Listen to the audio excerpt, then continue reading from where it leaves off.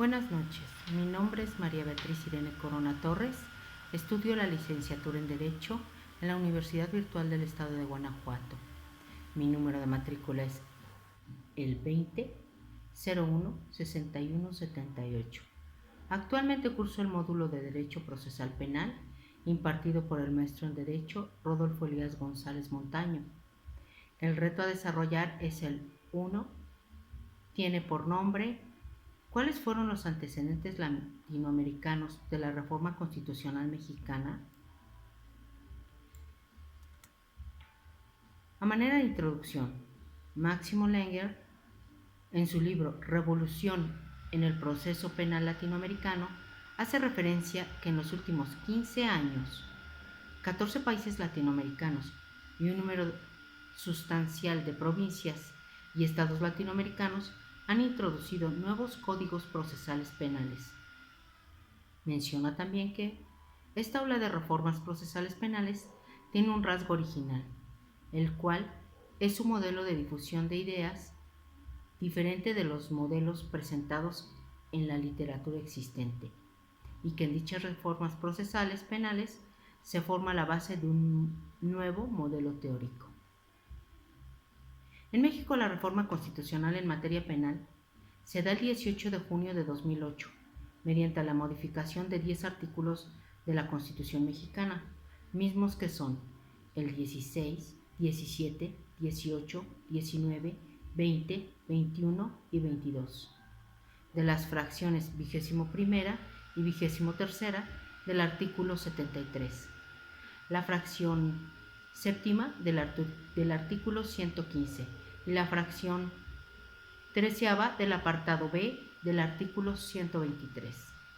Además de que se abrió un periodo de 8 años para que la Federación y todas las entidades implementaran este nuevo modelo de justicia penal, teniendo así como propósito un sistema penal acusatorio con acceso a una justicia eficiente, pronta y expedita, por lo que también se introduce el contraste entre el nuevo sistema acusatorio de juicios y el contexto que llevó a dicha reforma.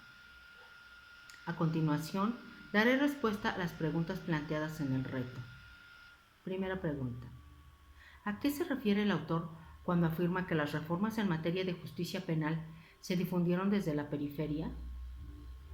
En este sentido, el autor Máximo Lenger nos dice que la difusión desde la periferia se difunde desde países periféricos a países centrales o a otros países periféricos, por lo que la difusión ocurre cuando los países periféricos emulan las leyes, normas y políticas públicas de los países centrales.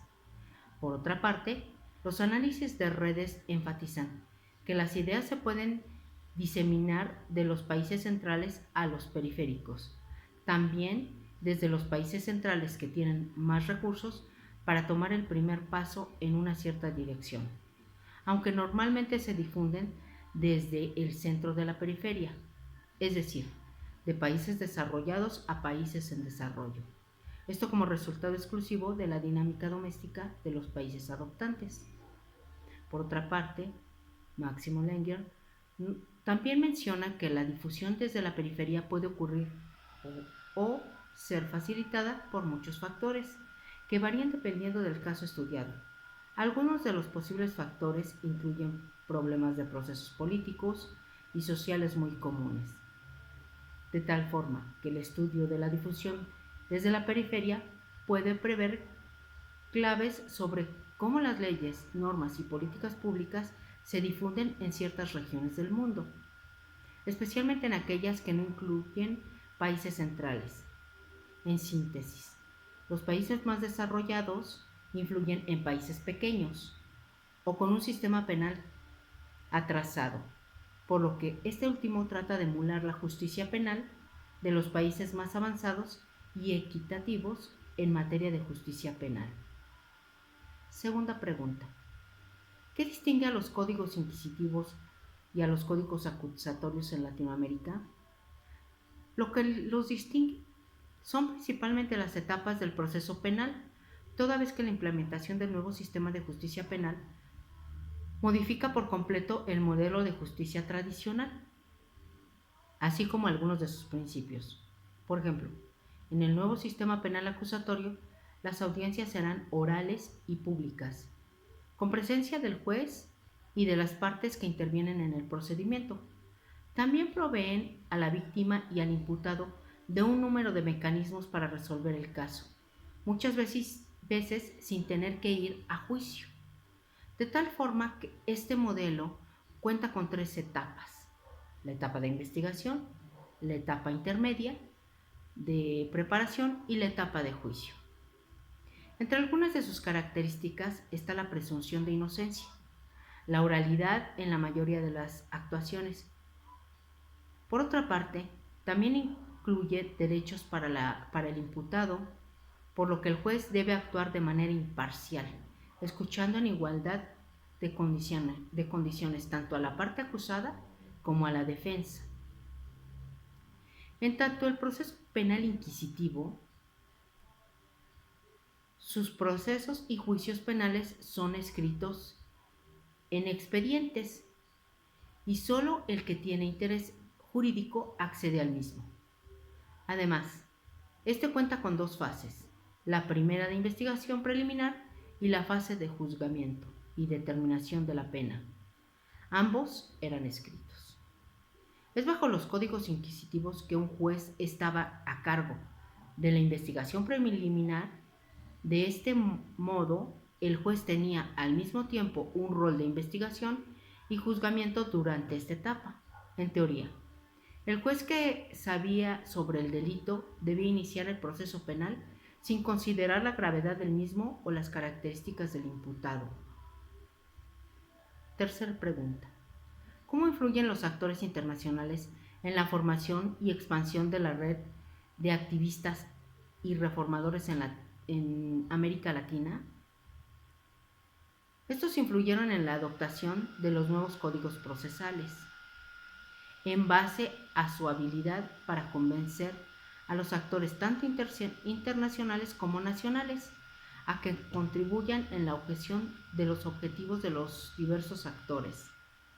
Y es gracias a esa influencia que 14 países latinoamericanos han adoptado los estados penales similares en un periodo de 15 años, formándose así una ola de reformas desde la periferia por parte de los actores internacionales, dando así a sus países participantes la formación y expansión de la red a lo largo de Latinoamérica.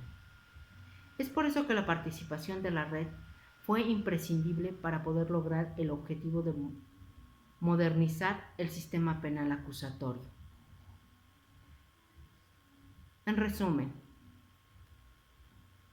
la relación entre el texto de Langer y la forma constitucional en materia de seguridad pública y la justicia penal en México es posiblemente la transformación que ha experimentado los nuevos códigos procesales, como la solución para problemas, tales como la falta de debido proceso, transparencia e ineficiencia, además de que dichas reformas son una convención de procesos inquisitivo-acusatorio. En este contexto, la reforma del sistema penal realizada en México significó un avance en materia de seguridad y justicia, ya que su objetivo es ajustar dicho sistema, teniendo como objetivo principal que la reforma tuviera un sentido más humano con respecto a la justicia penal. Incluso, este nuevo modelo buscaría impartir, ahora sí, una justicia expedita y gratuita con base a un medio eficaz, orientado al esclarecimiento de los hechos y no a defender una confesión, a la reparación del daño y no al castigo del infractor, a proteger a los inocentes y no a promover la impunidad. Es por eso que sus operadores, con dicha reforma y transformación, contarían con las condiciones idóneas para ejercer un desempeño profesional y transparente de cada una de sus funciones. En suma, con la reforma constitucional en materia de seguridad pública y justicia penal en México, Se trató de lograr una nación más justa, en que la ley proteja a todos por igual en sus derechos y en sus libertades. Es ahí donde está su objetivo y sobre todo el reto. Por mi parte sería todo. Muchas gracias.